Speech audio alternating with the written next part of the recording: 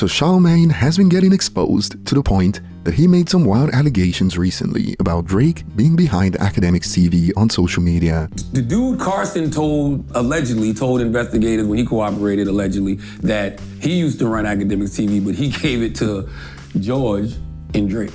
And we got more on why Charlamagne has been getting bothered by the barrage of posts from Academics TV. And in my opinion, based on my observation so far, it wouldn't be long before this gets Netflix's attention. And boy, getting pressed is an understatement right now, and we got more that shows that hypocrisy is pretty much a staple when it comes to hip-hop media personalities in the mainstream. They don't even realize how hypocritical they sound when they speak. It's quite fascinating, and as we've come to expect, all the blame is offloaded to rap fans. And we got more that shows Eminem and Jay-Z will be speaking on Rakim's upcoming joint album, and we also got a new milestone for Eminem that hit social media hours ago.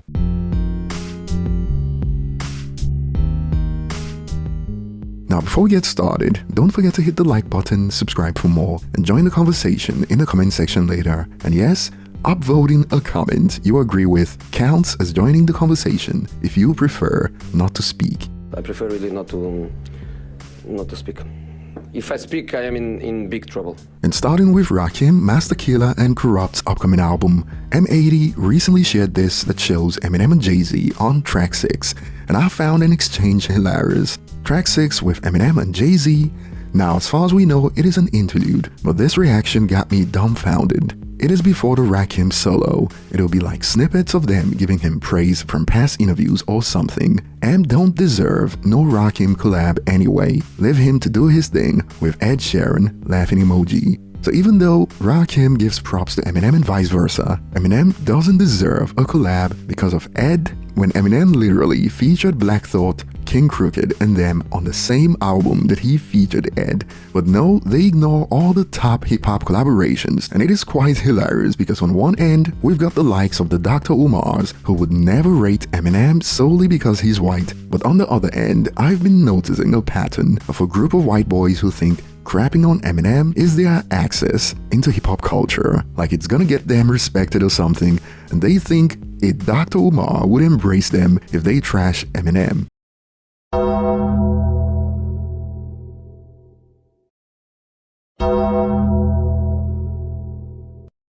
And moving on, Dame Dash stays on Jay-Z's neck, and he even called out Fat Joe for being cool with Jay-Z due to the past. Was there any issues between Rockefeller and Terror Squad? Big fun, yeah. We used to go to war with them all the time. There was a lot of altercations. That's why it's surprising how loyal Fat Joe is to Jay, because we used to have, I was the one that used to squash all of Paul's beefs. But there was a lot of them. I don't want to get into it because I have respect for that crew. You know, a lot of things happened there. But we always would resolve it amicably, but there was definitely, I guess I'll put it in the book. But yeah, there was definitely problems with Pun. A lot. It was going. We had problems with everybody at some point. So I remember running up on Nori's stage. We ran up on Biggie's stage. You know, we had issues with Suge and Pac. At that time, you couldn't be soft at all. But it's a little more wilder now. These young niggas. The rappers weren't the killers back then, but now the rappers be doing it. So it's a little different. But yeah, the crews used to get at each other for sure. That's the plan of division, to keep us divided so we can't move forward together. So we always have to work for them.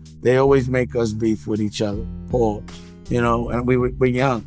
So if I'm older, but that's why I used to squash. It's bad for business to me. The worst thing that ever happened was when the East and the West Coast was beefing. We loved the West Coast.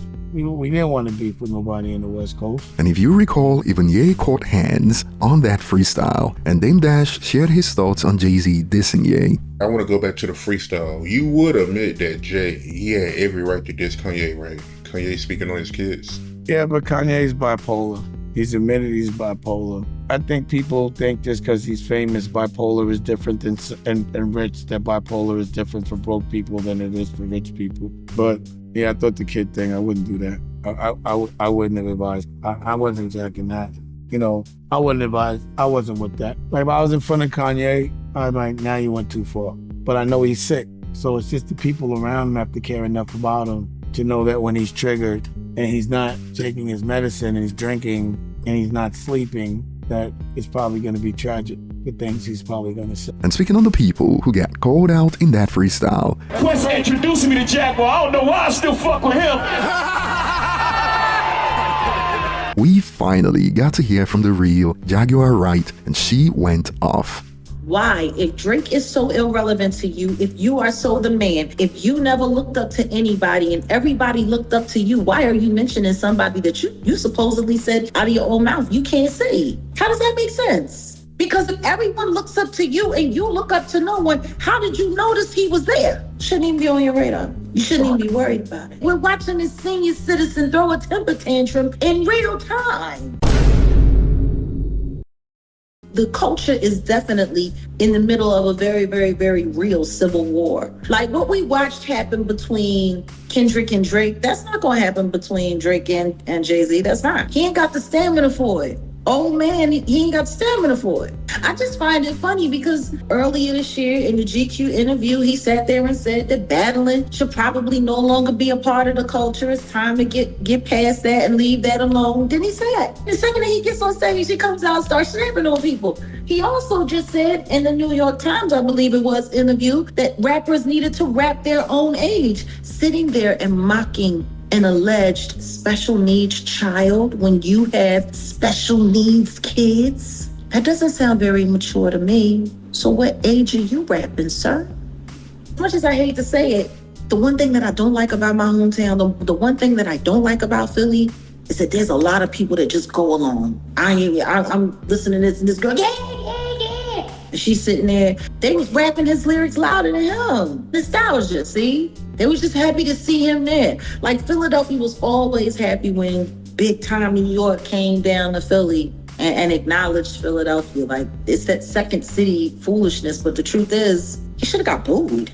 He should have got booed. And this reaction, y'all MFers been talking about Hove for years, but now he's gotta act like he's above saying something back because he's richer than dudes. LOL, that's lame. Now this would have been legit if only Jay-Z didn't do those interviews weeks before Iceman about how hip-hop needs to move away from battling. And of course a user fired back with, he said he thinks we should move on from rap beefs. Now 2 weeks on, he's on a picnic festival spitting trash. You know he also said rappers need to rap their age? A grown bum man like him mocking someone's child. Really? When did you say that? Now who's rapping their age? And if those interviews never happened, there would be no contradiction, and personally I prefer that he responded, although he's been getting cooked for the most part for the freestyle. And as a hip-hop fan, of course I prefer more rapping. But if I was Jay-Z in hindsight, it would have probably been a better idea to skip the freestyle. And even rapper Waka Flocka Flames shared his thoughts on Jay-Z's freestyle. All I can say, if I was 55 years old with $1 billion plus in success, I'd have sat down with everybody I feel like I had problems with, and we all be friends. I got to $1 billion. There's nothing to talk about. If that's my height. But I don't know. I don't know what Jay-Z thinking. I don't know who hurt Jay-Z. I don't know what's really going on. And a lot of stuff that people say about him could be false. Because I hear a lot of stuff people say about me is false. I don't sit there and argue a lie. You would never win against a lie. The best thing you could do with a lie is ignore it, in my opinion. What do you make of Kanye? Oh, he's the best rapper alive to me. Oh, you think so? Oh, I know so. Ain't nobody rapping better than Kanye, by far. Nobody. What do you make of the last couple of years and some of the issues that he's had? Some of the facts he stated, I think they just wasn't super direct. They was broad. That's all about it. That's all it is, man. People just get in a like a tension kind of space. You need to direct it to who you're talking to and don't make it broad. Because when you make it broad, you put everybody in it and it becomes a people on people kind of thing. I'm not that kind of person. If I'm mad at anybody, before I get on a camera, and 9 times out of 10, I'm not getting on the camera, I'm telling you. Now, however you take that, that's on you. But he got his reasons, man. Like, honestly, he's still here, so obviously his reasons was facts. And Charlamagne continues to get pressed by Academics TV, and perhaps you could argue that he's getting a taste of what it feels like for someone with a huge platform to stay on your neck. And I'm sure some artists would argue that he's done the same to them on The Breakfast Club. And they are even pulling up his paperwork from 2001, the authentic arrest warrant/incident report of Netflix podcaster Charlemagne from the Berkeley County Sheriff's Office in South Carolina, dated around June-July 2001. The defendant, who is a 22-year-old adult male, did willfully, unlawfully, and feloniously engage in with a 15-year-old female child. Notice how they focus on pointing out that he's a Netflix podcaster, and some users on social media are out here tagging them at Netflix, at iHeartRadio. This is quite disheartening.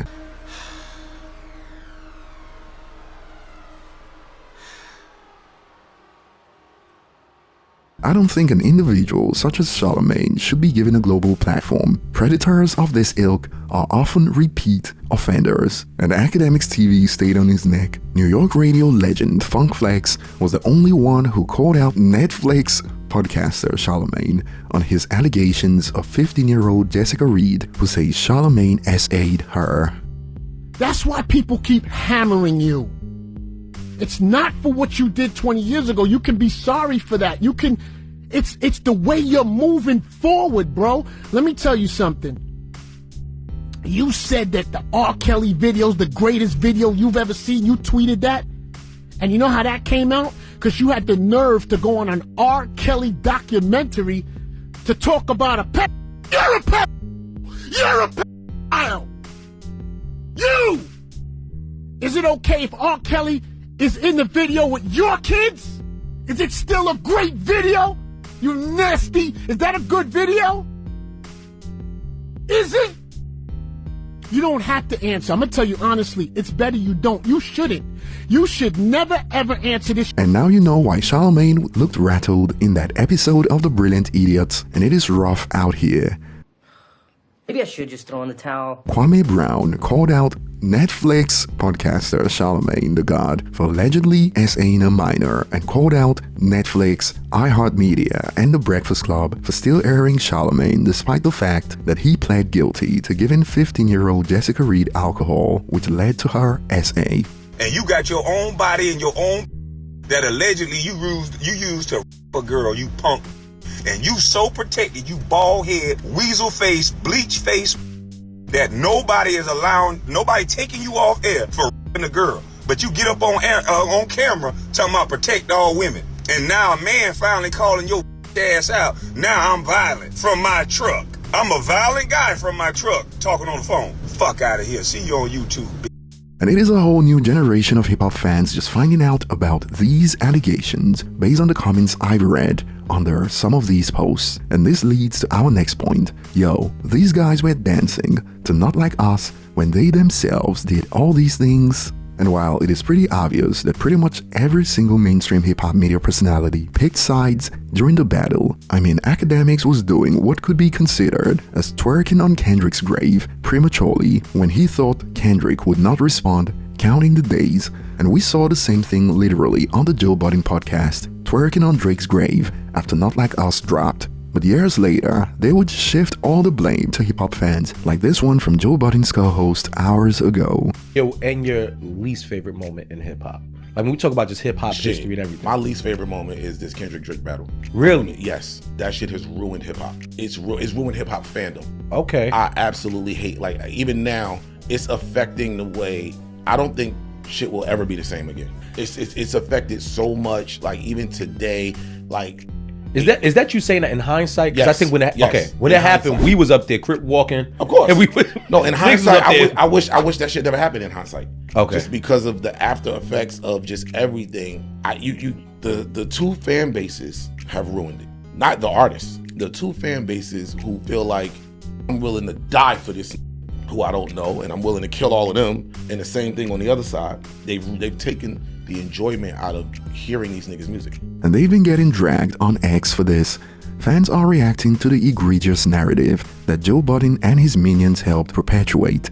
These dudes are the Don Lemon of the entertainment world, hip-hop propagandists. I'm glad people are starting to see it, and more, you media dudes always try to recuse yourselves from the roles you played. Y'all pushed nasty agendas and narratives, and you could argue that the blame starts from Drake and Kendrick, then next in line hip-hop media personalities, and then next in line how the fans ran with it. The blame starts from the top. Kendrick and Drake should have kept it squeaky clean if they weren't prepared for this level of tribalism post-beef, and then the media dudes fueled the fire. And after all these parties profited from the division, now they want to blame the fans. And even Joe Budden's co-host Parks is getting exposed for basking in the idea of Drake's fall off. If you're a top 40 act, at some point, it's gonna come to an end.